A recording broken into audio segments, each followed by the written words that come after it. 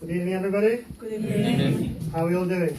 Good. I thought I'd get you to talk back a little bit so you don't fall asleep or anything. Yeah? Okay, so how many of you own properties? How many of you had problems with properties or possession issues in the past? How many of you are buying properties at the moment? Okay, and how many of you are buying properties where anybody who's actually had a possession issue? Where they're being repossessed and you're trying to buy them to help them out? Just trying to get an understanding of really the type of audience you've got in there, understanding of possession. Okay, so just to introduce myself, my name is LAKHI SINGH. We're based in Pinner in Harrow, just above Foxtons. We're a UK-wide company. Basically, why am I here, not anybody else, talking about this topic, and why I'm the share or lion of repossessions is because I've actually had it happen to myself. I've been through the full hog. I've had it probably a multiple of about 10 or 20 or 100 compared to anybody else. So I sort of know how painful it can be, how daunting it can be for somebody. Hence, one of the main reasons we've actually started this company or this organisation is to do something that nobody's filling the gap in this market. And as I was talking to Deborah earlier on today, the lady in the back, I was explaining to her that we're sort of like the Nito-Roddick's of the property market, where we're like the Body Shop is to the pharmaceuticals. We go in and actually not look to buy anything from an investment point of view. We pretty much act as a consultancy. So you need to understand that, so you understand the ethos of what we do. So then you can understand the technicalities of what we do and why we do it and how we do it. So there are different types of repossessions. Does everybody know much about how possession works? I'm sure a lot of the legal teams here probably understand the different types of possession around a homeowner, buy-to-lets and commercial. How that's rolled out by banks is very different, and there's different types of legislations and processes that go within all of that. Is anybody aware of any of the legalities around the three areas, or I'll just give you the basics anyway. I'll presume that everybody's at a very basic level, even though I'm sure there's a lot of learned people who know even more than I do on types of possession. So if you're a homeowner, let's say you've got a mortgage with Northern Rock or NRAM or UKAR as they're called now, the likelihood is that if you fall into arrears by 2 or 3 months, you might get a little bit of a love and hug from the bank if they're a nice bank. If they're not so nice bank, they're a bit aggressive, like the likes of Kensington or one of the other banks, which are a lot more smaller and privately owned. And even some of the government banks are now very aggressive in terms of just tightening up, trying to get the properties back, and actually getting their properties back in control.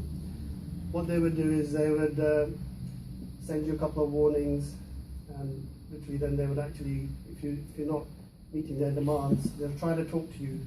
If you're not really meeting their demands after 3 to 6 months, they can actually take you to court and try to possess your property from you. So that's typically the case with a homeowner property, so somebody owns a residential house. Now, the story changes if you're a buy-to-let owner. It's a very different process, and it's a lot more complex and a lot more grey in terms of what you can and can't do, in terms of your ability to get your properties back once you've gone into arrears by a few months.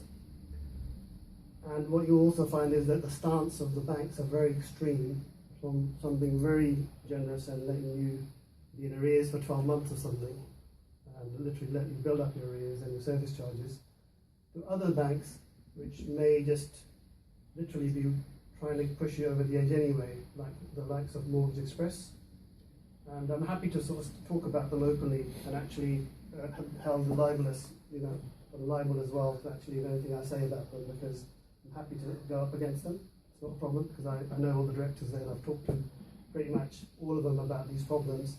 I'm probably the most hated man by Mortgage Express in the whole of the country behind the scenes, although nobody would know that. Now, commercial assets would be things like shops or warehouses or offices. So the way that commercial assets are held is not really my area of specialism in terms of stopping possession or dealing with possession problems. I'm not going to delve too deeply into that area. But the general rule of thumb is buy-to-let and commercial are not too different in terms of how the banks would go, where they would appoint LPA receivers. If you're in arrears, in fact, there are a lot more like that. Buy-to-let, you get a little bit of leeway because it's a personal issue, so they don't want to crush you like that. But if you're a commercial, it's actually a lot more of a clinical process in terms of my understanding of it. Although 80% of the possession issues we tend to deal with tend to be very specific to buy-to-let and homeowners. Now, before I go into a bit more detail, the question is why are we doing this and how do we help and what's our interest? So, I'll tell you, one of our interests is that we're not interested in buying anything for ourselves. We don't have a personal vested interest in buying anything. So that's one thing that distinguishes us from anybody else in the market. Number two is that we want to create a situation for the client and treat their property as if it is our own. So that's also very important because we like to think of the client as if that's my own property and how would I get them out of the problem. And what we've found is that there isn't really anybody who's able to look at any client in that particular way. Obviously there's probably friendly law firms or people that have got to, but because it's an area where there's lots of personal attachment involved, there's a lot of call it complexity around what they do. It's not much profit to be made if somebody's got no money and they can't get out of the problem. So what we've done is we've created a model to make sure that they can have a free 1 hour consultation, whether they've got a £4 billion portfolio, which we've had, to somebody who's got a £50,000 property and then arrears but they've got no cash. So we deal with both spectrums of the market, but 80-90% is around the smaller range, around the £200,000-300,000 properties from around the country. So that's the sort of preamble. So what I'm going to do is just go through a couple of very basic scenarios. Now I'm going to tell you a little bit more about how we might help in those scenarios. And the things I'm going to be quite careful about what we say because there's lots of things that I would do for a client which I wouldn't really want to share with you in a public forum. But I'm going to give you the basics of what you would do as if you were out there so that you can protect the client's interest, or you might want to bring them to us to try and help them. So number one is a situation where, let's just say there's an aggressive bank stance with a homeowner with a residential home. Typical reason for them taking it property over is, again, because they've gone to arrears or they come to the end of a loan period. Sometimes certain banks won't really accept that you're going to try and finance the property out. They literally ask for your money back at the point of the end of term of loan, so after the 15 years or 20 years is over. Or it may just be that there's other reasons, maybe arrears, end of loan. There may even be that your property is in negative equity. Thank you, 10 minutes. And if you have a problem of not being able to refinance because of your age or employment issues, your affordability incomes are now, multiples have changed now, so you can't really get finance. This is typical of most landlord issues that we get. Now, the question is, how do we solve that problem? I'm going to come on to that in a minute. And I'm going to quickly go through these scenarios with you. So, the buy-to-let property, again, just to reiterate, it's pretty much similar, but you've got more commercial banks which have held buy-to-let mortgages, such as the most aggressive ones are companies like Mortgage Express, the Capital Home Loans, who basically are trying to get rid of their book so they can collect all their fees up to actually pay themselves. But it's not commonly known in the market that that's that bad. It's only known in the property forums and groups, sort of isolated groups around the country. So again, if you got into arrears by 2 months, maybe 3 months, they're more likely to actually put receivers in. And I'm going to tell you a little secret now about how to actually get around some of these issues. And the secret is actually quite well known, probably to the legal framework that's around in terms of understanding this particular problem. But if you've got an equity-based property, you've got £300,000 property, let's say the debt is 150. There's £150,000 equity in your property. So let's say that the bank, you fall into arrears because, like so the bill comes up to the HMRC, so you've got to pay it, you haven't got any money, so you dip into your cash flow, which is quite typical for a buy-to-let landlord. What happens is, now you're stuck. What are you going to do? So, bank takes your property over. You try to talk to them, but they say, no, we're not going to listen. We just want our money back. Or we're going to put receivers in. So they put receivers in. At this point in time, 90 or 95% of people, they lose all hope. And they literally think that their property's gone for good. And they'll try and talk to the bank, but the bank won't listen. And whatever advice or technical advice they may get, they're not really going to get a straight answer from anybody, because nobody really specialises in the LPA Receivers Act 1926. So this is where there's a lot of grey areas and lots of convolution. And this is where we have actually been able to go and actually sell the property and get the equity out to the client and keep the bank happy. Now, how is that possible? It is possible because it's not that complicated, but you need the right team in place to actually understand how to talk to the bank, how to deal with the receivers, how to deal with the tenants, how to deal with the actual owner of the property and what they need to do. But I would say there's more than a 80 to 90% chance of providing the equity in your property to actually be able to resolve the problem. Or if you've got equity otherwise and you want to actually solve the problem and actually throw money at solving a negative equity property, that's still possible as well.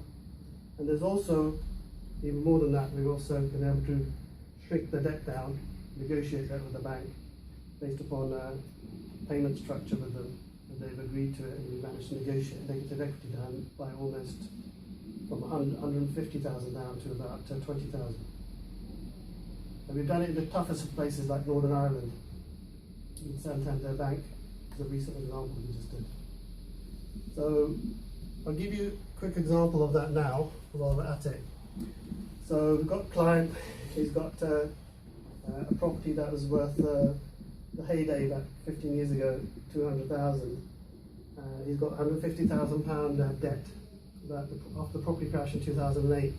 The property, and this is in Belfast, is only worth about 70,000.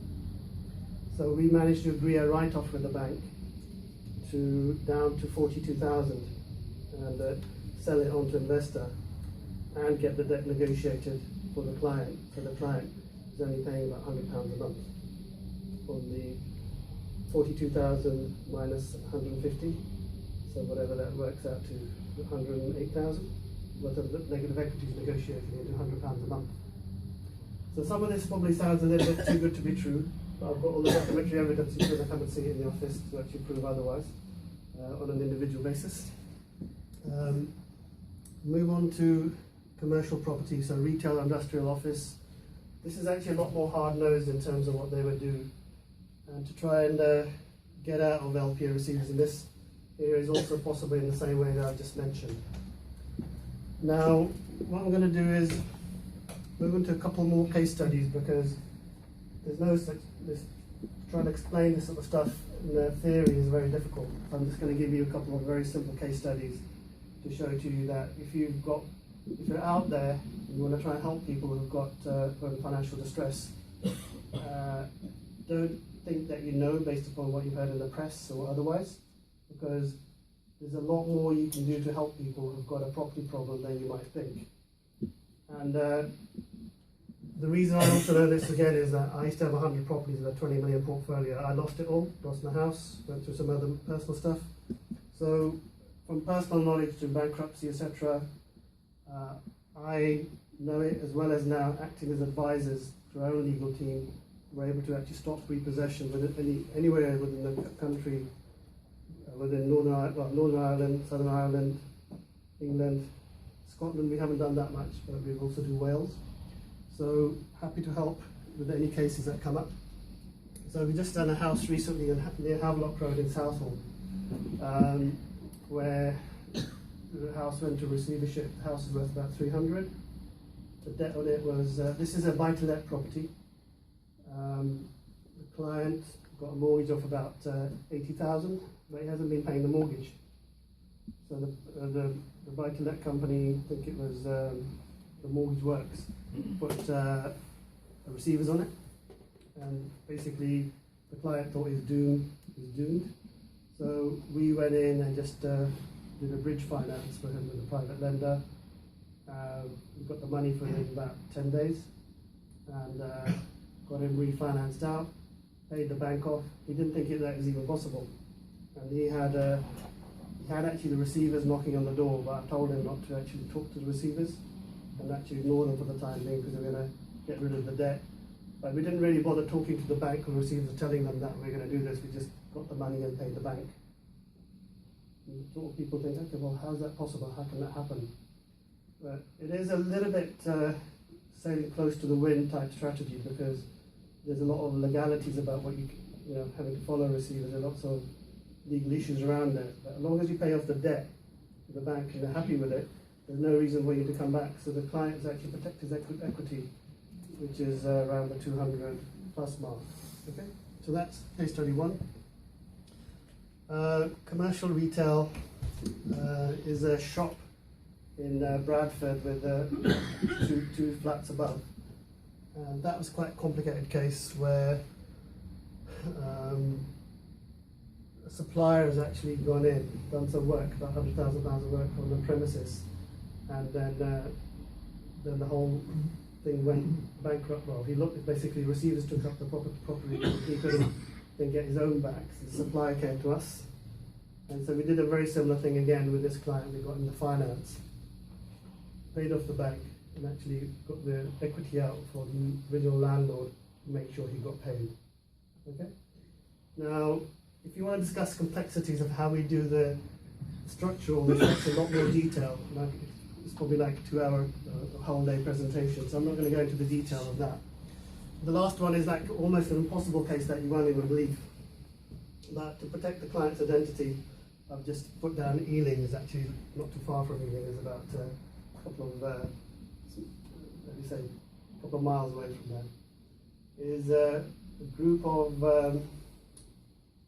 3 brothers who basically, this is actually one of the toughest cases I've ever had, like, were uneducated. They'd never been to school. And they owned quite a large shop. The asset, with 3 flats above, the asset value is 1.5 million. What happened is that they took a private loan out from quite a high net person for about $500,000. They hadn't paid it for 2 years, so they put receivers on it. So this case came to the internet, and we had to actually deal with the whole problem, that these guys didn't really know what they're doing. So I always had to literally get angry with them and do a bit of acting, to sort of like an Indian film, and get them to sort of say, come on, tell me what's going on. Why are you doing this? It was all like a lot of animated behaviour, a bit like Donald Trump type situation. I couldn't help to get that. That's right. So I wasn't sexist or anything like that. Okay. So anyway, so we can make property great again. So basically, what we managed to do is this chap actually put receivers into the property. He put security on it. And basically the property was completely done incorrectly, the way they laid it all out. So it didn't measure health and safety, it wasn't done properly, so it's very difficult to get bridging on it. So we managed to achieve the impossible. We managed to knock £50,000 off the debt, get them financed. Oops, that's the wrong button. We managed to actually get rid of the £50,000 down to 30,000. We managed to get them, their debt was 500, and there's a 600 and £100,000 on top, so something like that. £150,000 on top, and we managed to get them about 650, 700 worth of funds at quite a cheap rate and term finance within about 4 weeks, which is quite long actually for what we do now. We can do it in about 3 days. So these guys solve the whole problem. Basically, just so that you know, I actually went in and actually went into the shop with the brothers, and I said to the security, "You have to go. This is actually a civil matter, not a criminal matter, so you can't trespass, so you just have to go now." So they had to go because it would have become a criminal matter because they're trespassing. So there's lots of legislation around that, but I had our own internal legal team on the phone with me telling me what I can and can't do. So I don't break any rules either or end up going to prison or something like that for violating the law or something. So I think that gives you a flavour of some of the things we can do. It is quite a technical topic, so I haven't got into the exact specifics of what to do. But if you want to talk to me, have an individual consultation to learn more, we're actually recruiting consultants, and one of our senior consultants is here, Mr. Milan Patel, who's actually become a consultant recently. You want to stand up, Milan, for a second? Yeah. So Milan's actually going out and actually getting trained now to actually help people who've got financial distress problems, or also doing finance work or tax work and helping clients with bigger portfolios as well. So what do? We deal with good situations, the bad, and also the ugly. So please note, we don't just deal with problem cases. We also work with people that want to grow, so we do other services as well. But I'm not here to pitch about what we do today, because I just want to keep it very specific for possession. But we're like a one-stop shop. So for people with problems, we deal with stock repossession, credit repair, negative equity, homeowner issues, and we also help people to actually develop an income opportunity as well on a self-employed, more flexible basis. We do pretty much everything for every man in some ways, which is kind of weird thing to say, but as an organisation, that's the type of thing we can do. So how can you get involved, or how does this affect you, or how do we create solutions at the back end for clients? So if somebody's in arrears as a homeowner, we can help them to get finance. We can get them finance within the realms of that structure. We can get them a sale. We can also litigate for them to slow down the possessions while we're trying to help them to restructure. The way we make fees is that we charge a fixed fee, and we don't really charge any more than that. And if we're doing the finance, we've got a finance arm that does that. It's a transparent process between you and the finance arm, because these are regulated lenders, because you're doing regulated work. For unregulated, such as buy-to-let, we work with international banks for term finance. We work with pretty much every international bank at very cheap rates, so cheaper than Lloyds and the others that you'll find. So this is incredible work that we can do for people. For regulated funders I've just described, non-regulated funders, meaning that we do a lot of commercial funding. So there's a difference between regulated funders and non-regulated. Does anybody know the difference between regulated and non-regulated funding? No. Okay. This is a critical part. If you haven't learned anything, if you just remember this bit. If you're doing funding for somebody who's got a residential house, you can't just go and give them money and actually fund them out easily, because it's highly regulated. But if somebody's got a buy-to-let, somebody's got a commercial retail shop or something, it's easier for us to get funding for them, because it's still being somewhat regulated now, but I can get them private money within 3 or 4 days and actually solve their problems for them. But there's a lot of red tape around residential housing, which is all in itself, you're actually causing a bigger problem for people, because we can't really, not really able to help them because of red tape in there. So it's highly complicated in terms of what you can do to help them, what you can't. So the easiest thing to do is just get a sale done for them, so they can actually get the property sold to their uncle or something. And it's a legitimate sale, and the bank will accept. So these are the typical solutions without going into any of the details. I think my time is up now. I think it's 0 now. Is that right? Thank you. So I think. So just the last point then to make is, we also work with people in good positions who want to make money, and they haven't got any possession issues, just to make it clear. So I don't want you to be left thinking, LAKHI only helps with problems. We also help people in good positions to make money as well. So we can help you repay your credit, reduce your costs, we can help you to grow. We can do incredible things with finance. So if a rabbit's ever had a mortgage, we manage it, you're the one who got the rabbit the mortgage, and that's not even fluffy talk. Yeah?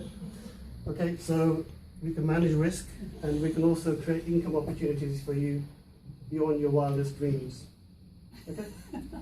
All right. Thank you, LAKHI. Fantastic.